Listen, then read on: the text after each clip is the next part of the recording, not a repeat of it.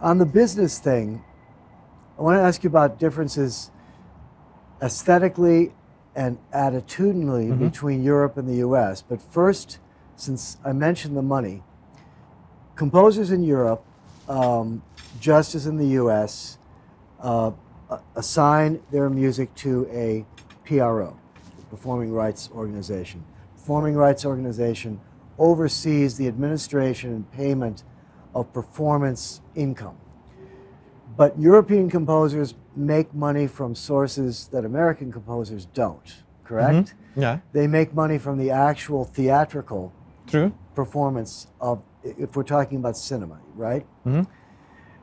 Now, have any producers that you know of in Europe tried to cut them out of that income? Because in America, we do hear about the Discovery Channel, for example, notoriously tried to claim full ownership of the music so that the composer was denied even his 50% writer's share of performance income. Is anybody trying to do that over here? Or, I mean, when you deal with producers, is the European composer's performance royalty income still safe here in Europe? The composer's royalties income is safe, you can say. No one is trying to do that here. First of all, this whole kind of buyout deal, it simply doesn't exist. I would say what it does exist, and unfortunately there were some maybe music library companies that they started giving to composers, $50 here and $100 there, and they own everything, and then they take a library of 5,000 tracks, they go to a TV network and they say, give us $1 million, use them as many times as you want.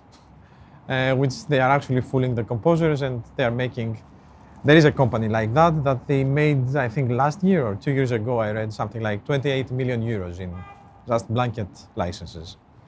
But when it comes to production companies, no, they don't. I mean, the worst they are trying is just because they have a laser lawyer giving them a boilerplate template and agreement to own everything without understanding what they're asking for, really. When they insist, and that is very rare cases, is when they have American financiers or Indian financiers, or they have some company behind financing, which is from countries where intellectual property as a concept doesn't exist even. So they are indirectly forcing you, yes, we have signed this agreement with that huge Hollywood studio, or this agreement with that financier, and we have to own everything. There it's up to you if you want to move on and do the project or not. Other than that, I think it's very safe because the way projects happen, especially in Europe, is through international co-productions. Right. European co-productions, that they have to follow the rules of the European Cinematographic Convention that it was signed.